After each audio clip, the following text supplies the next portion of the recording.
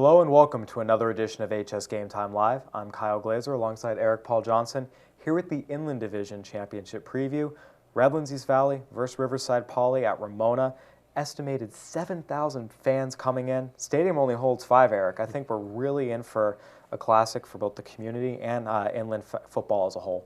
Yeah, I think when you look at both here, I think these programs have been waiting a long time for this moment. Redlands East Valley, obviously, their first final in their school's history.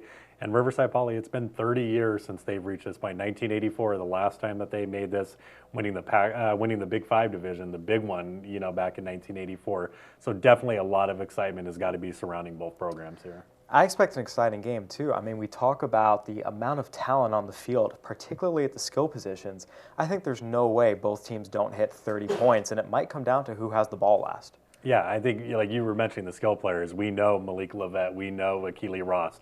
Those guys are going to make plays. We know Devontre Hale is going to have the ball in his hands. And Rev obviously has a great core with guys like C.J. Harris, Chris Vaughn, Joey Harmon. So I think we're going to see a pretty high-scoring game here, and both defenses have given up a few points here and there. I am going to pick Riverside Poly. I picked them at the beginning of the year. I think their defense makes enough plays, and I think they have a better chance at controlling the clock right now with Devontre Hale running the ball on there. So I think it's going to be an interesting matchup here. I have to take, Poly just because I've seen them a couple times. I've been really impressed with how they play both sides of the ball. What's the score you're taking them by? I'm going to take it right now. I'm going to say 28-24. Okay.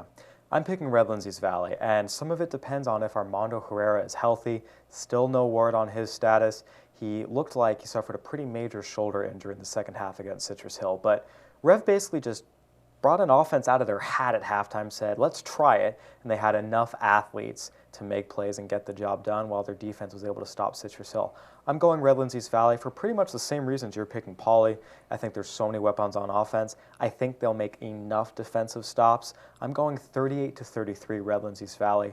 Either way, though, I think it's fair to say these two teams, whoever wins, there's no real upset. Yes, Redlands East Valley is the #1 seed, but I don't think anyone out there feels like Riverside Poly would shock the world if they won this game.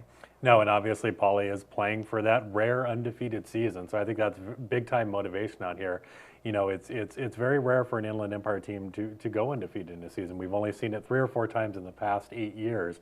You got to think in overall perspective, Centennial's only had 1 undefeated season in their entire history. So that's definitely something that they're playing for. And the last Poly team that went undefeated was that 1984 championship team. So is it 30 years all over again for this Poly team? I'm going to pick them for that win. The other thing to consider is it's not just about winning this game. The winner probably gets into a state bowl game, so there's even more to play for. Mm-hmm. Yeah, like you said, right now I have to believe that the Division II, one of those berths for the regional bowl bid will go to this winner, because you're either looking at a Rev team with 1 loss, and that 1 loss being to St. Bonaventure, or you're looking at an undefeated team with Poly that would have to have gone through the #2 and #1 seeds. Right, they'll have beaten Rancho Verde, Heritage, and theoretically Redlands East Valley. There's no way the winner of this doesn't get taken unless CIF really screws up, and they probably won't.